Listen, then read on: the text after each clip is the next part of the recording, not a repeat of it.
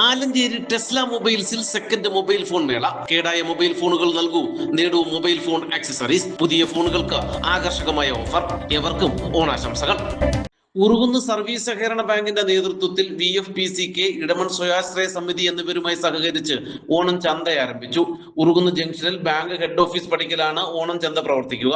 തെന്മല ഗ്രാമപഞ്ചായത്ത് പ്രസിഡന്റ് ശോഭ സതീശൻ ഉദ്ഘാടനം നിർവഹിച്ചു. Bank president advocate NJ Rajan അധ്യക്ഷനായി. സഹകരണ സംഘങ്ങൾ വിപണിയിൽ ഇടപെട്ട് പൊതുജനങ്ങൾക്ക് ഓണക്കാലത്ത് ആദായ വിലയിൽ പച്ചക്കറി എത്തിച്ചു നൽകുകയാണെന്ന് അദ്ദേഹം പറഞ്ഞു.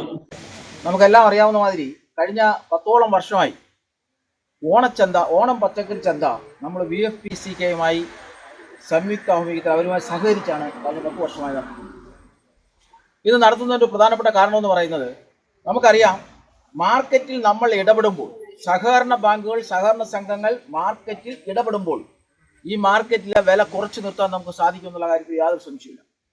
അതിൻ്റെ അടിസ്ഥാനത്തിലാണ് നമ്മൾ എല്ലാ വർഷവും ഈ ഓണം പച്ചക്കറി ചന്ത ഇവിടെ നടത്തുന്നത്.